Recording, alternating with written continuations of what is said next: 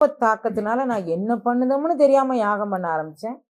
அதனால அந்த யாகத்துல மந்திரகீனம் கூடாது, தந்திரகீனம் கூடாது, கிரியாகீனம் கூடாது, ஞானகீனம் கூடாது, யோககீனம் கூடாது. இந்த இந்த பயிற்சி பண்ணி இந்த யாகத்தை நடத்தணும் அப்படின்னு ஒரு விதி இருக்கு. பிராணாயாமம்னா உன்னுடைய நாடி சுத்தி பண்ணி உன்னுடைய மனம் மொழி மெய்களை நிலைநிறுத்தி இந்த யாகம் இதற்காக வேண்டி பண்ணப்படுகின்றது, அது நிறைவேற வேண்டும் அப்படிங்கிறதுக்காக வேண்டி நாங்கள் யாகம் பண்ணுறேன் அப்படிங்கிறத மனமொழி மெய்களால் வேண்டி அவ்வளவு சரணாகதி பண்ணி பண்ணக்கூடியதை நான் நான் நான் பண்ணத யாகமெல்லாம் வெற்றி பெற்ற உடனே எனக்கு ஒரு ஆணவ தாக்கம் வந்துட்டு, அதனால் யாகத்தில் அந்த மந்திரகீனம், தந்திரகீனம், யோககீனம், ஞானகீனம், கிரியாகீனம் எதுவுமே இருக்கக்கூடாது. அந்த குறைகள்லாம் நான் செஞ்சதுனால நான் பிரம்மராட்சஸா மாறிட்டேன். நான் ஆனாலும் புண்ணியாத்மா இல்லை, நான் நிறைய யாகம் பண்ணேன்னா அதனால நான் பிடிச்சிக்கிட்டது ராஜகுமாரியை பிடிச்சிக்கிட்டேன். அவள் உடம்புல இருந்து நான் அதிகாரம் பண்ணிக்கிட்டு இருக்கேன் அப்படின்னு சொல்லிச்சு.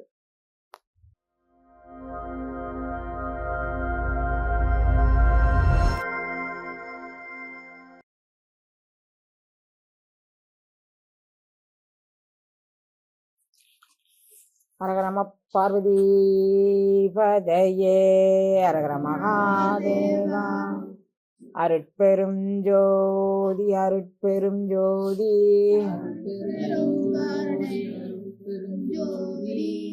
எல்லாம் செயல்கூடும் என்னானே அம்பலத்தே எல்லாம் வல்லான் தனையே ஏத்து. அப்பா, நான் வேண்டுதல் கேட்டருள் புரிதல் வேண்டும், அறிவுறுத்தலாம் நான் அன்பு செயல் வேண்டும், எப்பாடும் எப்பதமும் எங்கனும் நான் சென்று எந்த கற்புகளை ஏம்பிவிடல் வேண்டும்.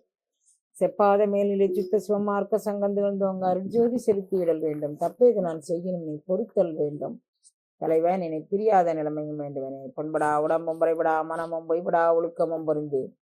கண்படாத இரவும் பகலும் நின்னை கருத்தில் வை தேர்த்துதற்கு செய்தேன். உண்பனேன் நினை முடுப்பனேன் நினை முடகரை நம்பினேன். எனது நண்பனே நலம் சார் பண்பனே நிலையை நம்பினேன். கைவிடேன் பெற்றுக்கொண்டேன். எல்லாம் அல்ல சிவபரம்பொருளின் திருவருட்கருணையினால் நம்ம இந்த இடத்துல ஒரு யாகம் செய்து, வழக்கமாக நம்ம எல்லா ஃபங்க்ஷனுக்கும் எல்லா நிகழ்வுகளுக்கும் நம்ம யாகம் செஞ்சு தான் நம்ம நிகழ்வுகளை நடத்துகிறோம். நம்ம சமயத்தில் நம்ம ஆகமங்களில் அப்படி யாகம் எதுக்கு செய்யப்படுது அப்படின்னு கேட்டிங்கன்னா, காரிய சித்திக்காக வேண்டி, அதாவது நம்ம தொட்ட காரியம் தொடங்கணுங்கிறதுக்காண்டி யாகம் செய்வாங்க. புத்திர பேற்றுக்காக வேண்டி செய்யக்கூடியது, அது புத்திர காமேஷ்டி யாகம் அப்படிங்கக்கூடியது. அப்புறம் சர்வரோக நிவாரணி அப்படின்னா ரோகம், அந்த நோய்கள் நீங்குவதற்காக வேண்டி யாகம் நடத்தப்படுறது. அப்புறம் நமக்கு அரச பதவி கிடைக்கணும் அப்படின்னா ராஜசூய யாகம் அப்படின்னு, அரசு பதவிக்காக வேண்டி ராஜசூய யாகம் அப்படின்னு ஒரு யாகம். இப்படி நமக்கான யாகங்கள் நமக்கான தேவைகளுக்கு தகுந்த மாதிரி யாகங்கள் நம்மளுடைய ஆகமங்கள்ல விதிக்கப்பட்டிருக்கு. ஆகமங்கள் சாத்திரங்கள் இவைகள்ல விதிக்கப்பட்டிருக்கு. அதன்படி நமக்கு ஒரு 9 விதமான யாகங்கள் நமக்கு தெரிஞ்சு, நான் கடந்த ஒரு 20 ஆண்டு காலமாக இந்த யாகத்தோடே பயணிக்கும் போது 9 விதமான யாக குண்டங்கள் போட்டு நான் பயணம் பண்ணியிருக்கிறேன். வட்ட யாக குண்டம், யோனி யாக குண்டம், அருங்கோணம், ஐங்கோணம், முக்கோணம், சதுரம், அப்படி எல்லாமே போட்டு நான் பயணம் பண்ணியிருக்கிறேன். இந்த வாட்டி எனக்கு ஒரு ஆசை, அருகோண யாக குண்டம் தான் இப்பவும் போட போகிறோம். ஆனால் அந்த அருகோணம் கொஞ்சம் வித்தியாசமான அமைப்பில் உண்டான அருகோணம். இந்த யாகத்தை பண்ணணும் அப்படிங்கிறது எனக்கு நீண்ட நாள் ஆசை. அதாவது இந்த 20 ஆண்டு கால ஆசைன்னு வச்சுக்கோங்களேன். ஏன் ஆசைப்பட்டேன் அப்படின்னா, எல்லா உயிர்களும் பரவழி அனுபவம் பெறணும் அப்படின்னு எனக்கு ஒரு பேராசை. என்னமா இதுக்கு ஒரு அர்த்தம் வேண்டாமா? உயிர்கள் தோறும் குணங்கள் வேறு, ஒவ்வொரு உயிரோடைய பரிணாம வளர்ச்சி வேறு, அவர்கள் பிறந்ததுடைய சூழ்நிலை வேறு. எல்லாரும் பரவழி அனுபவம் அப்படி இப்படின்னு போயாச்சுன்னா, அப்போ நம்ம அப்போ இயற்கையை அது உடைக்கிற மாதிரி ஆகாதா அப்படின்னு சொன்னால், எனக்கு நோக்கம் இயற்கையை உடைக்கிற மாதிரி உண்டான நோக்கம் இல்லை. பின்ன என்ன நோக்கம் அப்படின்னு கேட்டிங்கன்னா, தாய்மான சுவாமிகள் சொல்கிறாரு, யான் பெற்ற இன்பம் பெருகை வையகம். நான் மன நிறைவோடு இருக்கேன், என் பிள்ளைங்களும் மன நிறைவோடு இருக்கணும், அப்படி ஒரு சேனல். மாணிக்க வாசகர் சொல்றாரு, பேராசை வாரியானை பாடுதும் காணும். அவன் பேராசைப்படுறான் சிவபெருமான். ஏன் எல்லா ஜீவர்களும் வந்துடணும் அப்படின்னு அவன் பேராசைவன். மீன்வலை வீசிய காணவன் அப்படின்னு அவரை ஒரு சொல்லிட்டு அவன் வலையை வீசி பிடிக்கிறானான், வீசி போடுறானான். ஏன்னா இந்த வலைக்குள்ள இந்த மீன் வந்துடாதா, இந்த வலைக்குள்ள இது வந்துடாதா, இந்த ஜீவன் இதுக்குள்ள வந்துடாதா, இந்த ஜீவன் இதுக்குள்ள வந்துடாதான்னு அவன் வீசி பிடிக்கிறானான். போட்டா அந்த பிள்ளைங்க. எனக்கும் அப்படி ஒரு ஆசை. ஏன்னா வள்ளல் பெருமானார் சொல்லியிருக்கிறாரு, என்னை அடுத்தார் சுகம் ஆய்த்திடல் வேண்டும் அப்படின்றார். என்னை அடுத்தவர்கள் எல்லாம் சுகமாய்க்கணும்னு எல்லாரும் வேண்டி இருக்கிறாங்க. அதனால நானும் அது மாதிரி வேண்டி இந்த யாகத்தை ஒரு மிகச்சிறப்பான யாகமாக நடத்தணும் அப்படிங்கிறதுக்காக வந்து எப்பவும் நான் வந்து நிறைய யாகங்கள் பண்ணது. 48 நாள், 108 நாள், அப்புறம் வந்து 1008 நாள் பண்ணனா அதுக்கு 108 நாளை நான் அப்படி கற்பனை பண்ணிக்கிட்டேன்னா தெரியலை. அப்படி தொடர்ந்து யாகம் பண்ணிக்கிட்டே இருந்தேனால யாகத்தை பற்றி எனக்கு வந்து ரொம்ப ஒரு பயமோ அப்படி ஒன்றும் இல்லை. ஒரு காலகட்டத்தில் நிறைய ஒரு 16 பிள்ளைங்க என் கூட இருந்தாங்க, வயசு பிள்ளைங்க. அவங்கள தள்ளிநிலைன்னு சொல்ல முடியலை, கிட்டவானும் சொல்ல முடியலை. அந்த யாகத்துக்கான சம்பிரதாயங்களை என்னால் காப்பாற்ற முடியலை. அப்போ நான் யாகத்துக்குள்ளே போய் இருக்கும்போது சில விஷயங்கள் எனக்கு தெரிய வரும்போது என்னால் அதை கண்டினியூஸாக என்னால் செய்ய முடியலை. இதுதான் நியதி அப்படின்னா, இப்போ கண் டாக்டர்கிட்ட போய் கண்ணுக்கு மருந்து பார்க்குறோம், காது டாக்டர்கிட்ட போய் காதுக்கு மருந்து பார்க்குறோம். இப்போ எல்லாரும் வந்து ஒரு உடன்பாடாக இருந்தால் பரவாயில்ல. நான் வந்து நிறைய எச்சிட்டு அதெல்லாம் பார்க்கறது இல்லை. ஏன்னு கேட்டால் திருஞான சம்பந்தர் வந்து பெரிய ஒரு யாகம் நடத்துகிறார். அது என்ன யாகம் அப்படின்னு சொன்னால், அவர் திருக்கல்யாணத்தப்போ அந்த ஜோதிக்குள்ளே அவர் மறைஞ்சு எல்லாரும் அந்த ஜோதிக்குள்ளே கூட்டிகிட்டு போகணும் அப்படின்னு ஒரு யாகம் நடத்தினார். அந்த காதலாகி கசிந்து கண்ணீர் மல்கின்னு ஒரு பாட்டு நீங்கள் எல்லாரும் பாடுவீங்க, உங்களுக்கு தெரியும் நினைக்கிறேன். காதலாகி கசிந்து கண்ணீர் மல்கி ஓதுவார் தம்மை நன்னெறிக்கு உய்ப்பது வேதம் 4 மெய்ப்பொருளாவது நாதன் நாமம் நம சிவாய. இதுதான் அந்த பதிகம் தான் அவர் திருவருளோடு சேர்ந்தபோது படித்த பதிகம்னு சொல்லிக்கிறாங்க. அப்போது அந்த அந்த பதிகத்தை அவர் படித்து யாகம் நடத்தும் போது அவர் வந்து இறைவன்கிட்ட கேட்குறாரு, நான் எந்த கட்டுக்கள்லையும் மாட்டிக்க கூடாது, பந்த மறுப்பாய் வினையறுப்பாய் அப்படியெல்லாம் நான் வேண்டுனேனே. எனக்கு இன்னைக்கு கல்யாணங்கக்கூடிய பந்தத்தை கொடுத்துட்டே பகவானே, இது எப்படி சாத்தியம் அப்படின்னும்போது இறைவன் வந்து நல்லூர் பெருமணம் அப்படிங்கக்கூடிய ஊரில் இந்த விஷயம் நடந்துச்சு. அதை நினைவு வச்சுக்கோங்க, நல்லூர் பெருமணம். இதில் இந்த தலபுராணம் தான் இந்த கதையை சொல்லுது. சேக்கிலார் பெரிய புராணத்தில் இந்த கதை இல்லை. அப்போ அந்த நல்லூர் பெருமணத்தில் அந்த யாகத்தை அவர் செய்யும்போது அப்போ அந்த அசரீரி ஒன்று, நீ வந்து கடைசியில் வர மாதிரி வந்துக்கோ, மீதி பேரெல்லாம் உள்ளே சேர்த்துக்கோ அப்படின்னு சொல்கிறார். யாக நெருப்பில் அது வந்து அவங்கள எல்லாரையும் ஜோதி சுரூபமாக்கும் அப்படின்னு அவர் சொல்கிறாரு. அவர் உள்ளுணர்வு சொல்லுது. அப்போ அவர் சொல்கிறாரு, இங்கே யாரெல்லாம் வந்து இந்த ஜோதிக்குள்ளே கலந்துக்கணும் விரும்புகிறீங்களோ எல்லாரும் வந்து கலந்துக்கோங்க அப்படிங்கிறாங்க. எல்லாரும் வந்து ஒன்றும் கலந்துக்கலை. அவங்கவுங்க எனக்கு பிள்ளைக்கு கல்யாணம் இருக்குது, என் பொண்டாட்டிக்கு பேர்காலம் இருக்குது, என் பேரம்பேத்திகளுக்கு அது இருக்குது இது இருக்குது அப்படின்னு தள்ளி நின்னாங்க. கொஞ்சம் அடியவர்கள், இங்கே திருஞான சம்பந்தரோடு வாழ்ந்த அடியவர்கள் 6-7 பேர் இருந்தாங்க. அவங்க எல்லாரும் மட்டும் அதில் போய் கலந்துக்கிட்டாங்க. ஒரு பெண் அங்கே தள்ளி நின்று வருத்தப்பட்டுட்டு இருந்தான். இவர் கேட்டார், ஏமா வருத்தப்பட்டுட்டு இருக்கேன்? இல்லை, நான் மாத விடாயில் இருக்கிறேன், உள்ளே வந்து கலந்துக்கலாமான்னு தெரியும். இந்த பெருநெருப்பு பக்கத்தில் அந்த சிறு நீர் வந்து ஒன்றும் செய்யாதுமா, நீ கலந்துக்கோ. அந்த கொள்கை தான் என் கொள்கை. நான் எல்லாம் நீட்டாக இருந்தால் போதும், ஹைஜீனிக்காக சுத்தமாக இருந்தால் போதும் அப்படிங்கிறதான் என் கொள்கை. ஏன்னா அவங்க எல்லாமே அப்படி இருந்திருக்கிறாங்க, நாம் எதுக்கு அப்படின்னு. ஆனால் சில நேரங்களில் சில சம்பிரதாயங்கள் எனக்கு நான் இப்படி தான் இருக்கணும்னு விரும்புகிறேன், அது முடியலை என்னால் அந்த குழந்தைங்களை வச்சு பராமரிக்கும் போது. அதனால் யாகம் பண்ணுறதே நான் நிறுத்திட்டேன். இப்போ இங்கே ஆண்டுக்கு ஒரு முறையோ 2 முறையோ இங்கே யாகம் பண்ணி நம்ம பூஜை இதெல்லாம் போட்டுக்கிறோம். இவங்க வந்து ஒரு யாகம் வந்து நான் விடுபட்டு போன அந்த ஒரு யாகத்தை நாங்கள் வந்து செய்யணும் அப்படின்னு ஒரு திடீர்னு எனக்கு ஒரு நினைப்பு வந்தது. அதுக்காக வேண்டி இப்போ தொடர்ந்து பூஜை போட்டுக்கிட்டு இருக்கேன். நான் இங்கே வந்துட்டு மறுநாளே வர மாதிரி தான் எண்ணத்தில் வந்தேன். இங்கே வந்து அந்த யாகம் நடத்தணும் அப்படின்னு எனக்கு மனசுக்குள்ளே நினப்பு. யாகம் நடத்துறதுல ஏன் நான் கடைசியில் அந்த யாகம் நடத்தாமல் விட்டேன் அப்படிங்கிறதுக்கு ஒரு கதை சொல்கிறேன் உங்களுக்கு. கதை இல்லை, நடந்த நிகழ்வு. உங்களுக்கு இது எல்லாமே தெரியும். ராமானுஜர்னு ஒரு மகான், வைணவ சம்பிரதாயத்தில் அவர் பெரிய மகான். அந்த அத்வைதம், துவைதம், விசிஷ்டாத்வைதம் அப்படிங்கக்கூடிய 3ஐயும் ஆதிசங்கரர், மத்வர், ராமானுஜர் 3 பேரும் ஸ்தாபிச்சாங்கன்னு ஆளுக்கு ஒரு ஸ்தாபகர்கள் அப்படின்னு சொல்லுவாங்க. அப்படி மாதிரி ஸ்தாபித்த ஸ்தாபகர்களில் இவரும் ஒருத்தர். அப்போ இவர் வந்து என்ன இவர் வந்து என்ன நினைக்கிறாரு அப்படின்னா, சின்ன வயசுல ராமானுஜர் சின்ன வயசா இருக்கும்போது, இந்த மாதிரி குழந்தைங்களா இருக்கும்போது அவர் ஒரு வாத்தியார்கிட்ட பாடம் படித்தார். யாதவ பிரகாசர் அப்படின்னு அவருக்கு பேர். இந்த வாத்தியார்கிட்ட அவர் பாடம் படித்த முதல் வாத்தியார் யாதவ பிரகாசர்னு பேர். பேசிக் அடிப்படை கல்விகளையும் வேதங்களையும் அவர் சொல்லித்தரார். அடிப்படை கல்வி வேதங்களை அவர் கற்றுக் கொடுக்குறாரு. அது மாதிரி அவர் சொல்லி தரும்போது ஒரு நாள் அந்த யாதவ பிரகாசருக்கு இவருடைய ராமானுஜருடைய அறிவு வந்து ஜீரணிச்சுக்க முடியல. ராமானுஜர் வந்து அவர் பாடம் சொல்லி தரும்போது எப்படி சொல்லித்தராரு, ஒரு நாள் பாடம் எடுக்கிறாரு. இறைவனுடைய திருமுகம் வந்து செந்தாமரை மலர் மாதிரி மலர்ந்திருக்கு அப்படின்னு சொல்றதுக்கு பதிலாக அதை சீர்தலை பிரிக்கிறது எப்படி பிரிச்சுட்டாரு, குரங்குடைய பின்பகுதி செவந்திருக்கும், அது மாதிரி இறைவனுடைய முகம் செவந்திருக்குன்னு பிரிச்சுட்டார். ராமானுஜருக்கு அழுக தாங்க முடியல, அலறாரு ஏங்கி ஏங்கி. அதாவது பெருமாளுடைய திருமுகத்தை இவர் இப்படி மாதிரி சொல்லலாமா, எதோட ஒப்பிட்டு சொல்லுதுன்னு ஒரு இது வேண்டுமா அப்படின்னு சொல்லி. அப்ப ஏன் அழுற அப்படின்னு அவர் கேட்கிறாரு. நீங்க சீர்தலை பிரிச்சது சரியில்லை, அந்த கபி அப்படின்னா குரங்கு, நீங்க அப்படி பிரிக்க கூடாது, கபித்வஜம் அப்படிங்கிற மாதிரி நீங்க பிரிச்சிங்கன்னா செந்தாமரை அப்படிங்கக்கூடிய பொருள் வரும். இறைவனுடைய திருமுகம் வந்து செந்தாமரை மாதிரி இருக்குதுங்கிறத நீங்க மாதிரி பிரிச்சுட்டீங்க, அது எனக்கு கண்ணீர் வந்துருச்சு அப்படின்னு சொல்றாரு. எல்லா ஸ்டூடெண்ட்ஸும் முன்னாலேயும் இவர் அப்படி மாதிரி பிரித்து சொன்னது இவருக்கு வந்து ஒரு தன்மானத்தை சீண்டிடுச்சு. எல்லாரும் முன்னாலும் தான் அவமானப்பட்டுட்டோமோ அப்படின்னு. அறிவு வளர்ச்சி வராதனால தான். இந்த குழந்தைகிட்டையும் கற்றுக்கலாம், அந்த குழந்தைகிட்டையும் கற்றுக்கலாம், அவங்ககிட்டையும் கற்றுக்கலாம். இந்த குழந்தைங்க ஏதாவது எனக்கு சொன்னால் கூட நான் சந்தோஷமாக அவங்ககிட்ட நான் இப்போ தாண்டா அவங்ககிட்ட கேட்டுக்கிறேன் அப்படின்னு சொல்லிட்டு சொல்லுவேன். அது மாதிரி தான் இருக்கணும். நமக்கு அறிவு வந்து நாளும் நம்ம கற்றுக்கிட்டு இருக்கணும், பிரபஞ்சத்தில் கற்றுக்கிட்டு இருக்கணும். செடி மரம் பிரபஞ்சம்னாலே அது எல்லாத்தையும் அடங்கிடும். இந்த குழந்தைங்க எல்லாத்தையும் நம்ம கற்றுக்கிட்டே இருக்கணும். ஆடு மாடு கோழி குருவி எல்லாத்தையும் கற்றுக்கிட்டு இருக்கணும்.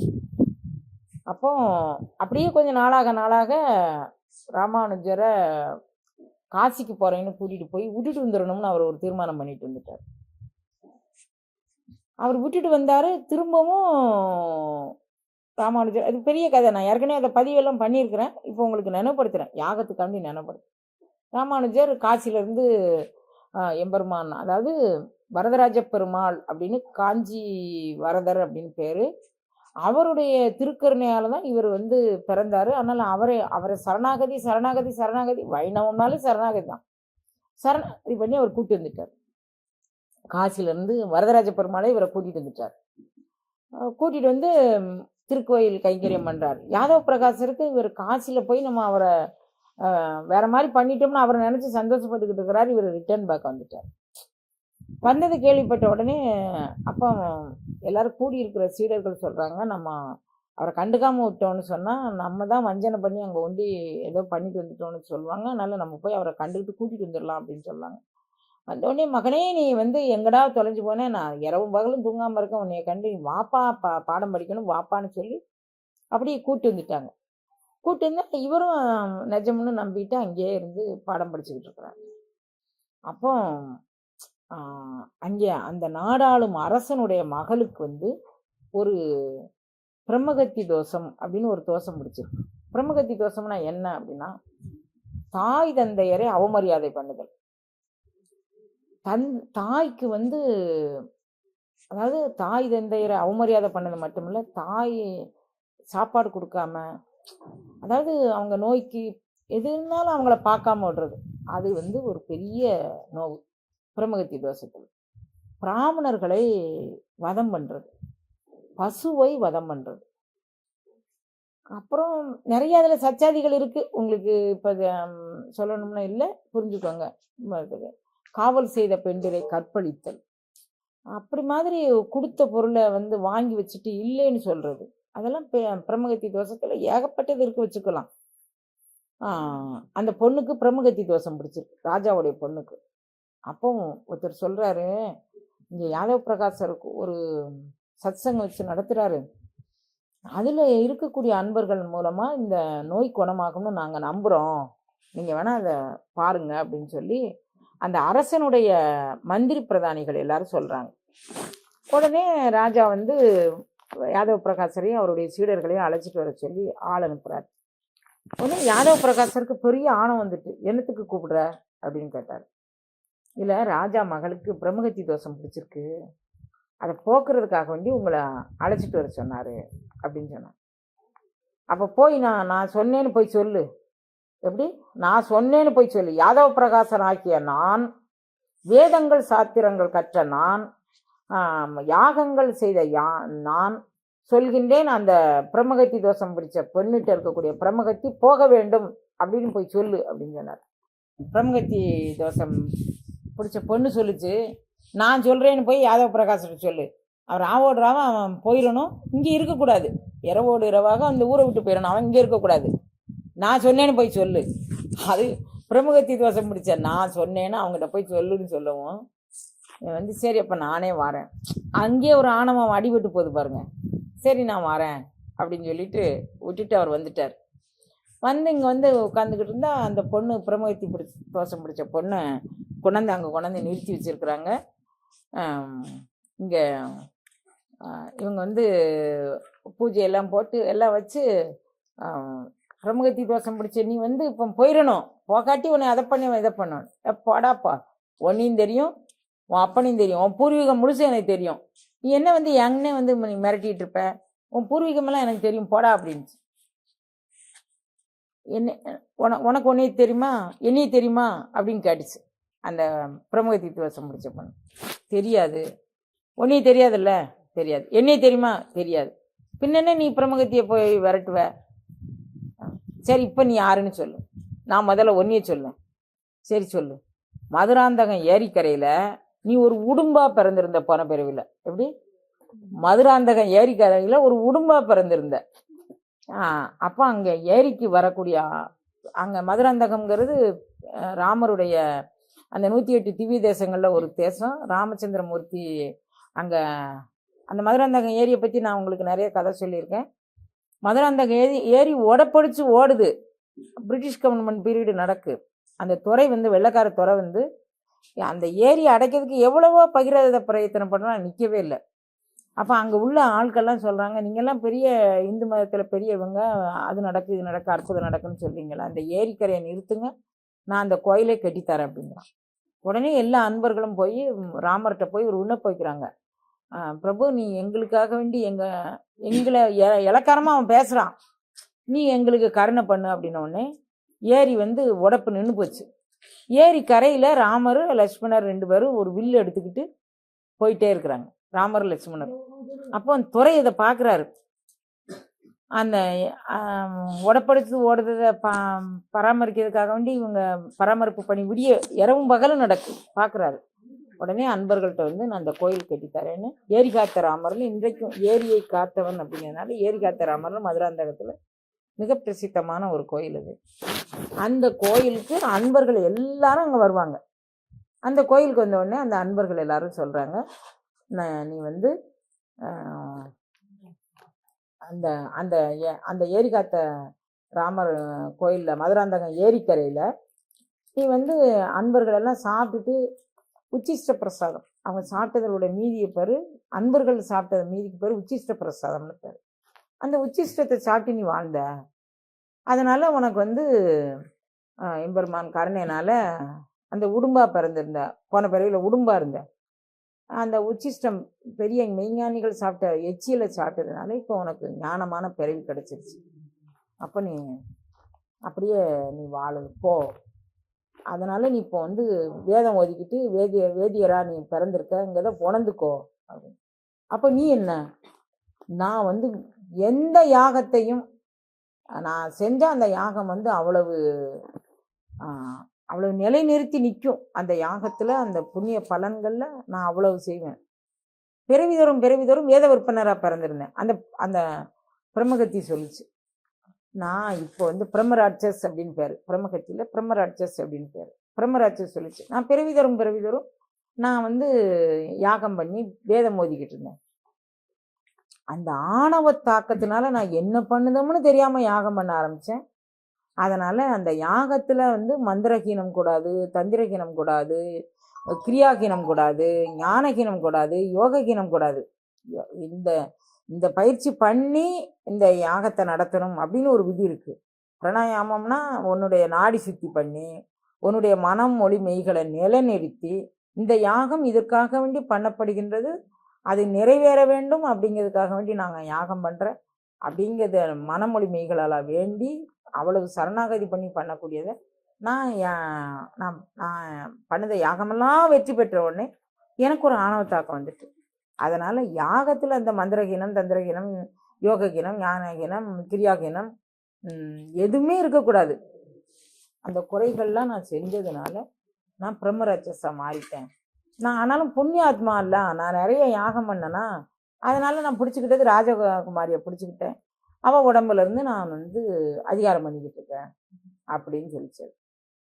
உடனே இப்போ என்ன பண்ணணும், நீ என்ன பண்ணுனா நீ போவ அப்படின்னோடனே ராமானுஜரை அதில் ஒரு ஸ்டூடெண்டாக இருக்கிறார், ராமானுஜருடைய திருவடி என் தலைக்கு மேலே வைக்கணும் அப்படின்னு சொன்னார். இல்லை, ராமானுஜர் சொன்னால் நான் போவேன்னு சொல்லிச்சுவன். அப்போ ராமானுஜர் வந்துச்சு, கையெடுத்து கும்பிட்டு என்னுடைய குருநாதர் எப்படி யாதவ பிரகாசர் இவருக்கு என்னெல்லாம் செஞ்சுருக்கிறாரு எல்லாம் தெரியும். அவர் சொல்கிறாரு, இப்படி ஒரு பக்தி இருக்குமா எனக்கு தெரியல. என்னுடைய குருநாதர் உடைய கருணையினால் என்னுடைய குருநாதர் வேண்டிக்கிட்டதுனால நான் உன்னை போன்னு சொல்கிறேன், தயவுசெய்து என்னுடைய குருநாதருக்கு மதிப்பு கொடுத்து நீ போன்னு இவர் சொல்கிறார். நீ அப்படி சொன்னாலும் போக மாட்டேன், உன் திருவடியை என் தலையில் வை, நான் போகிறேன் அப்படின்னு சொல்லிச்சு. சரின்னு இவர் ஒரு குருநாதர் நீ திருவடி வைப்பாது போட்டோம் அப்படின்னாரு. குருநாதர் இவருடைய திருவடியை அந்த பிரம்மராட்சஸ் பிடிச்ச அந்த ராஜகுல பெண்டின் மேலே வச்சாரு, அது போயிடுச்சு. அப்போ எனக்கு நான் யாகம் பண்ணும்போதெல்லாம் இது நினைவு வரும். நம்ம எங்கேயாவது ஓட்டை போட்டோம்னா இது நம்மளுக்கு இதாக இருக்கும்னு. ஆனாலும் நான் ஒரு சங்கல்பம் பண்ணி நான் என்ன செஞ்சாலும் பிழைப்பு தேவை பொறுக்கு எல்லாம் பெரியவர் கடமை பொறுக்கணும், நான் பிழைப்பு செஞ்சால் நீ பொறுத்துக்கணும்னு வேண்டி விரும்பி தான் நான் எல்லாம் செஞ்சுக்கிட்டு இருந்தேன். அப்புறம் ஒரு காலகட்டத்தில் எனக்கு முடியலன்னு விட்டுட்டேன். இப்போ அந்த விடுபட்டு போன அந்த ஒரு யாகத்தை செஞ்சிடணும் அப்படிங்கக்கூடிய ஒரு நிலையில் இதை இவ்வளவுலாம் தெரிஞ்சுக்கிட்டு அந்த யாகத்தை நான் பண்ணுறேன். அப்படின்னா பார்த்துக்கோங்க, இன்னும் எவ்வளோ தைரியம் இருக்கணும். பிரம்மராட்சச தப்பு பண்ணுனா என்ன ஆகும், யாகம்ங்கிறது லேசான விஷயம் இல்லை. அது தப்பு பண்ணுனா என்ன ஆகும், அதுக்கு எவ்வளவு சுத்தமாக பிரசாதம் பண்ணணும், என்ன பண்ணணும், எது பண்ணணும் எல்லாம் பார்த்துக்கோங்க. அந்த யாகத்தை நான் பண்ணணும்னு நினச்சிருக்கிறேன். அருகோண யாகத்தில் இது கொஞ்சம் வித்தியாசமான யாகம். இதை இதில் நான் என்ன நினைக்கிறேன் அப்படின்னா, 33 கோடி தேவர்களும் 48,000 மகரிஷிகளும் சித்த பெருமக்களும் தேவர்களும் மூவர்களும் எல்லாம் நான் பண்ணுற யாகம் இந்திர பதவி வேண்டி பண்ணலை, போகம் வேண்டி வேண்டிலேன் புரந்தராதி இன்பமும். நான் பண்ணக்கூடிய யாகம் அவன் வேணும், அவன் என்னுடைய குழந்தைங்களுக்கு எல்லா வகுத மங்களங்களையும் செய்யணும். இதே ஆப்ஷன் தான் எனக்கு. எனக்கு அவன் வேணும்னு நான் பண்ணுறேன், அவனோடு கரைஞ்சிடணும். உங்களுக்கு நீங்கள் வேண்டுவார் வேண்டுவது ஈவான் கண்டார், நீங்கள் என்ன வேண்டுறீங்களோ அது உங்களுக்கு கிடைக்கணும். அதுதான் என்னுடைய இலக்கு. பெரும்பாலும் யாகத்தினுடைய இலக்கு என்னவா இருக்கும் அப்படின்னு கேட்டிங்கன்னா, யாகம் யார் பண்ணுறாங்களோ அவங்க இந்திர பதவி தான் கிடைக்கும் அப்படிங்கிறதுக்காக வேண்டி இந்திரனுக்கு கோபம் வரும். நான் எல்லார் காலையும் விழுந்துருவேன். எப்பா தேவாதி தேவர்கள், அஷ்டதிக் பாலகர்கள், அஸ்வினி குமாரர்கள், திக் தேவதைகள் எல்லார் காலையும் நான் விழுந்துடுறேன். எனக்கு நான் இந்த எந்த பதவி பட்டமும் வேண்டலை, எனக்கு நீங்கள் வேணும். யாகத்தில் கலந்துக்கிட்டு இருக்க பிள்ளைங்க மன நிறைவோடு உடல் நிறைவோடு ஆரோக்கியத்தோடு அவங்க வாழும் காலம் எல்லை எதுவோ அது வரைக்கும் அவங்க சலனம் இல்லாமல் வாழ்ந்துட்டு உன்னை திருவடி சரணப்பா. இதுதான் என் பிரார்த்தனை. யாகப்பிரசாதம் மிக பவித்திரமானது, உன்னதமானது. அப்படி ஒரு யாகம் பண்ண போகிறேன். அதுக்கான தேதி இந்த 1ஆம் தேதி நான் சொல்லுவேன். இப்போ முன்னக்கூட்டியே என்ன செய்ய போகிறோம் அப்படிங்கிறதுக்கு சொல்கிறேன். ஏன் இந்த பிரார்த்தனை அப்படிங்கக்கூடியது சொல்லியிருக்கிறேன். இந்த இடத்தை தேர்வு பண்ணியிருக்கேன். நீங்கள் வீட்டுக்கு போனாலும் மானசீகமாக இந்த இடத்த மனதில் வச்சுட்டு மந்திர ஜெபம் பண்ணி இந்த இடத்துல யாகம் நடக்கு, இங்கே நாம் போய் கலந்துக்க போகிறோம், இதில் நமது வினைகள் எவ்வளவோ கழிய போகுது, நாம் உடல் நலமும் மனநலமும் பெறப்போகிறோம் அப்படிங்கிறதுல ரொம்ப தீர்மானமாக இருங்க. எல்லாம் வல்லான உங்கள் கூட இருந்து உங்களுக்கு வேண்டிய நலன்கள் செய்ய நான் பிரார்த்திக்கிறேன். திருவருள் கூட்டி வச்சு நம்ம இன்னொரு வழியில் என்ன ஐயா பதிவு பண்ண சொல்கிறார பதிவு பண்ண. அரக நம்ம பார்வதி பதையே அருட்பெரும் ஜோதி அருட்பெரும் ஜோதி தனிப்பெருங்கருணை அருட்பெருஞ்சோதி எல்லாம் செயல்கூடும் என்னானை அம்பலத்தே எல்லாம் வல்லான் தனையே ஏத்து வள்ளல் மலரடிகள்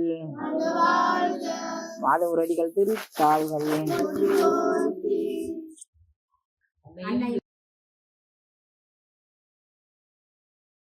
அன்பு அடியார்களே, ஆன்மீக அன்பர்களே, உங்கள் வாழ்வில் அமைதியையும் ஆற்றலையும் அருளையும் அள்ளித்தரும் நவாக்கரி மந்திர வகுப்பிற்கு உங்களை அன்புடன் அழைக்கிறோம்.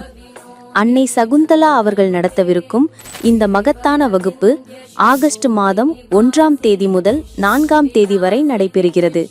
நவாக்கரி மந்திரத்தின் ரகசியங்களை கற்று உங்கள் உடல், மனம், ஆன்மாவை தூய்மைப்படுத்தி தெய்வீக சக்தியுடன் இணைய இந்த அரிய வாய்ப்பை நழுவ விடாதீர்கள்.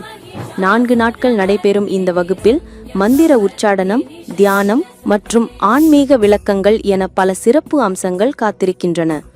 உங்கள் வாழ்க்கையை மாற்றியமைக்கும் இந்த ஆன்மீக பயணத்தில் இணைந்து கொள்ள இப்போதே பதிவு செய்யுங்கள். அன்னை சகுந்தலாவின் ஆசியுடன் நீங்கள் அனைவரும் பரிபூரண ஆனந்தத்தை அடையலாம். மேலும் விவரங்களுக்கு தொலைபேசி எண்ணை தொடர்பு கொள்ளவும். நன்றி.